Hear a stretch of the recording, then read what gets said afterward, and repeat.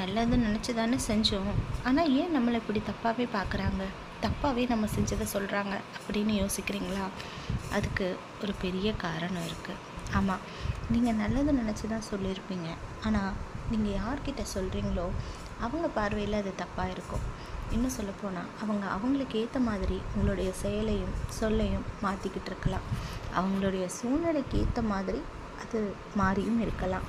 அதனால் அவங்களையும் தப்பு சொல்லிட முடியாது. அதுக்குன்னு உங்கள் மேலே ஒரு தப்பு இருக்குது, அதை சொல்லாமலும் இருக்க முடியாது.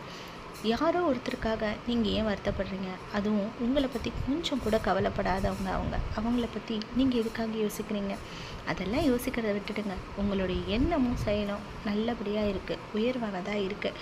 நல்ல பெருந்தன்மையோடு நடந்துக்கிறீங்க, எல்லாருமேலேயும் அன்பாக நடந்துக்கிறீங்க. நீங்கள் தூய்மையான எண்ணத்தோட ஒரு செயலை செய்கிறீங்கன்னா அந்த செயலை நீங்கள் தொடர்ந்து செஞ்சுக்கிட்டே வாங்க. அதனால் உங்களுக்கும் சந்தோஷம் கிடைக்கும், மற்றவங்களுக்கும் உங்களால் முடிஞ்ச உதவி செய்ய முடியும்.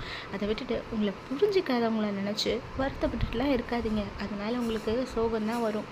இதனால் ஒரு பெரிய மாற்றமும் வரப்போகிறது கிடையாது. உங்கள் வாழ்க்கை உங்கள் கையில் தான் இருக்குது.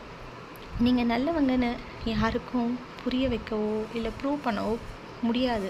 ஏன்னா ப்ரூவ் பண்ண ஆரம்பித்தா லைஃப் ஃபுல்லாக ப்ரூவ் பண்ணிக்கிட்டே இருக்கணும். அது தேவையில்லாத வேலை. ஏன்னா எல்லா நேரத்துலையும் ப்ரூவ் பண்ணிக்கிட்டே இருந்தால் அப்புறம் எப்போ தாங்க உங்கள் வாழ்க்கையை நீங்கள் வாழ முடியும்? அதனால் இந்த வாழ்க்கையை சந்தோஷமாக வாழலாம். முடிஞ்ச அளவுக்கு நம்மளால் முடிஞ்ச உதவிகளை எல்லாருக்கும் செய்யலாம்.